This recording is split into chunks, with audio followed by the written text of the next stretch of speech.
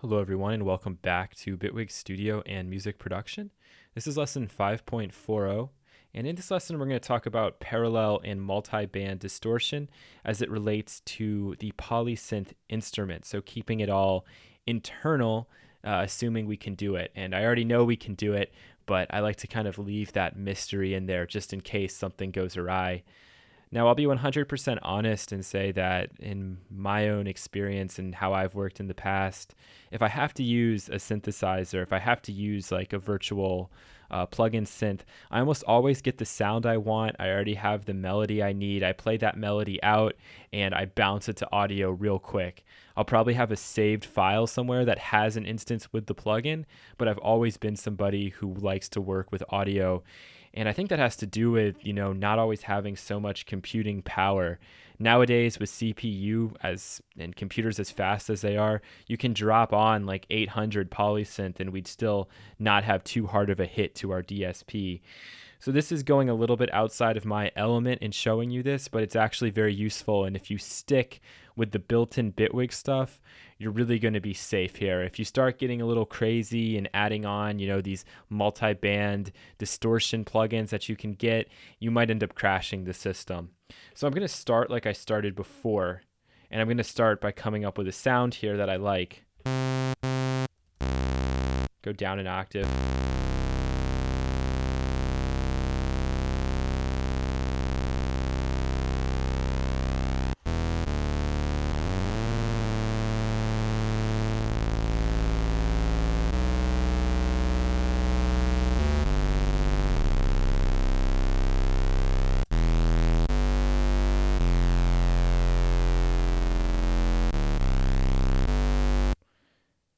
Maybe just 2 square waves slightly detuned will be best.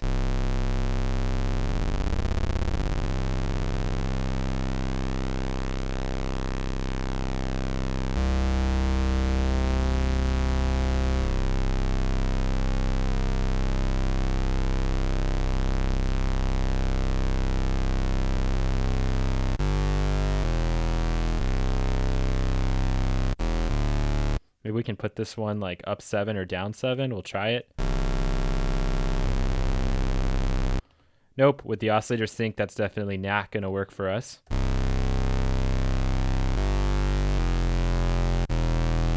Okay, so I'm happy enough with that.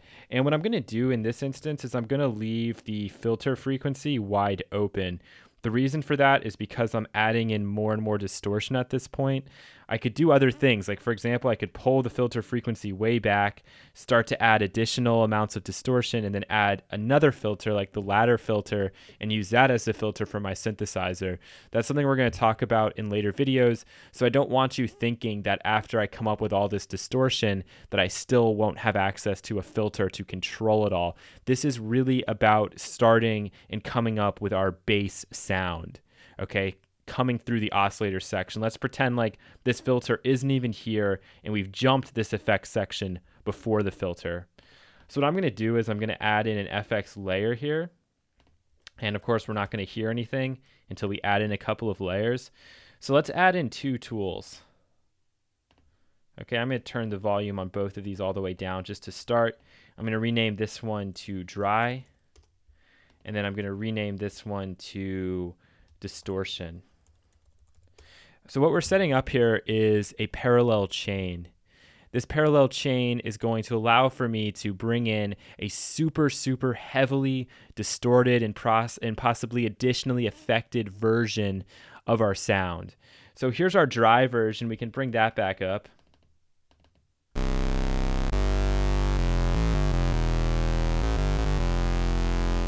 I might just turn it down a little bit at the start. And now on our distortion chain, we're going to put a distortion device in here. And I don't really need the tool, but I guess I'll leave it there. And with this distortion device, what I want to do is I want the mix to be 100% wet, because I'm just going to be bringing in a bit of this to go with that original dry. So let's see what we can come up with.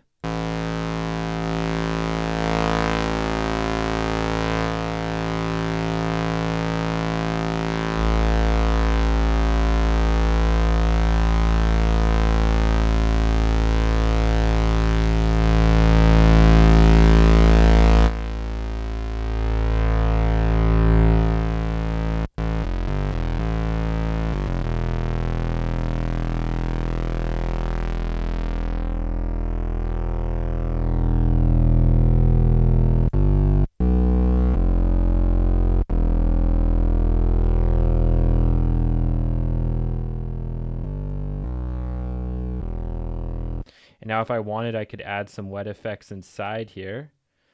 So maybe I do want to be a little bit careful of what's going on there at the low end. I'm just going to probably roll this off at like 40. And we could add something else in here as well to the wet effects of the distortion. We could add like, I don't know, a really, really subtle bit of comb filtering.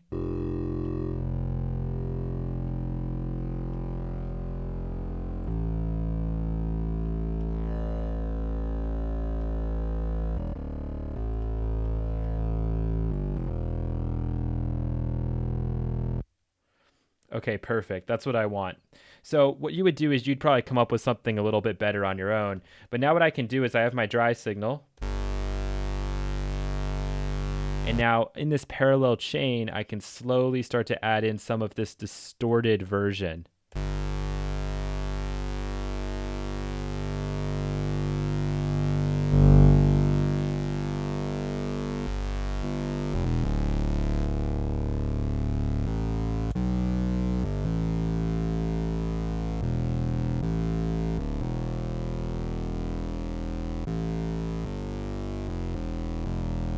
And it can be as much or as little as you want. So we're maintaining all of the original of the dry and adding in a bit extra grit.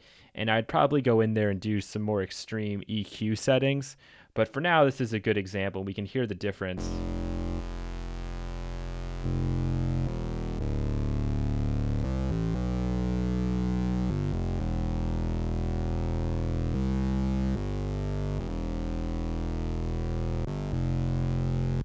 And remember, the trick to this is having your distortion up 100% here. All right, we can also come up with kind of like a multi-band style distortion device at this stage if we wanted to. What I would do is I'd probably just add in again, we'll have 3 bands of distortion. We'll have our low, our mid, which I know is I want solid state, and then our high, and we'll say low is going to be 2B, high is going to be 2bay. Okay, so what I can do here is I can evoke 3 kind of different styles of distortion and then combine them all in, maybe with the dry signal, maybe without it. We'll see what we come up with. So let's start with low. And what I'm going to do is I'll go into this particular chain. I'll add in my distortion. That doesn't sound so good. Let's pull these out for right now. Okay, so this is going to be my 2B.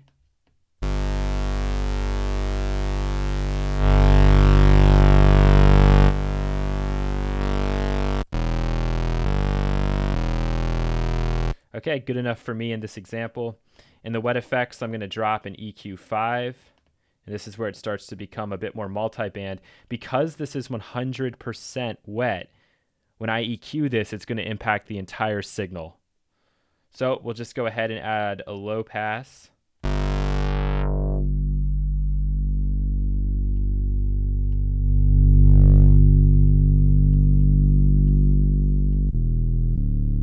And we'll focus that in specifically on the lows. I'm also just going to add a high pass here at the very...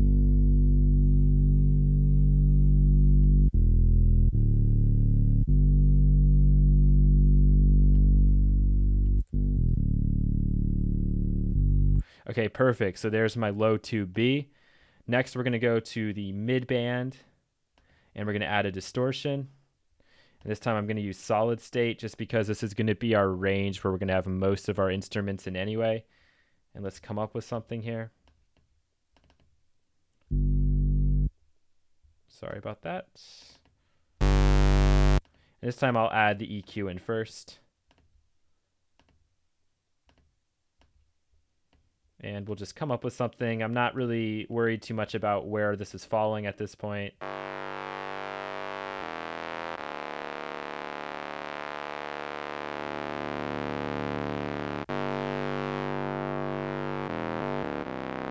Okay, I'm happy with that. So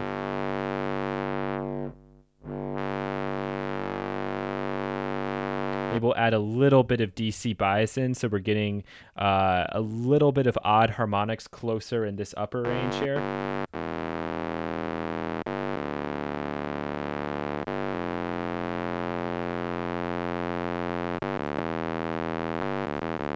Okay, perfect. And now, last but not least, we'll start to look at the high end. This is really kind of a crazy thing. You're not going to see people do this very often, but whatever. So this is going to be with tube A. Put the drive down. You might play with the slew a little bit on this one. Add in a little bit more on the DC bias side. I can actually pull the width up here. Not that it's going to matter because our sound's mono, but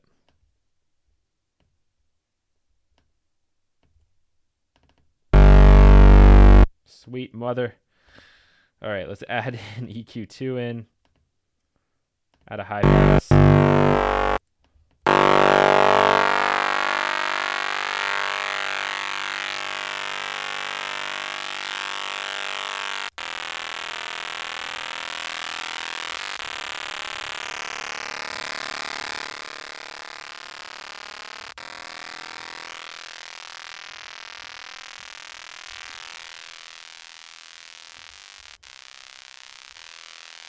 And that's going to be our high-end distortion, okay?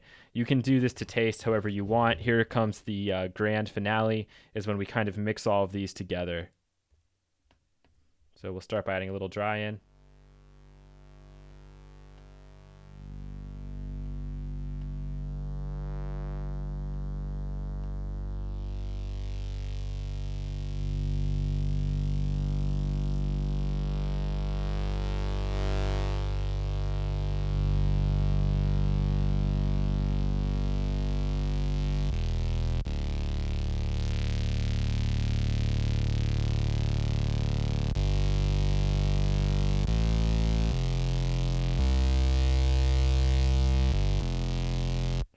Now we can add some output gain.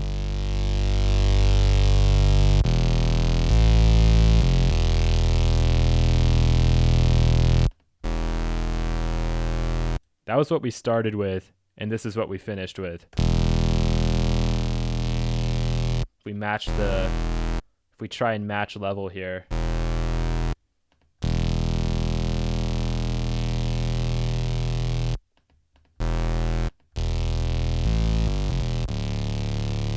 So just a huge difference in something really, really fat and amazing has just happened here. So I hope you guys can see the power in this technique and the fact that we can layer this all inside the Polysynth. The other cool thing is that we could add additional effects into any of these for the distortion if we wanted to even get a little bit more uniqueness, or some third-party effects as well. Thank you so much for watching, and you'll hear from me again in the next lesson. Take care.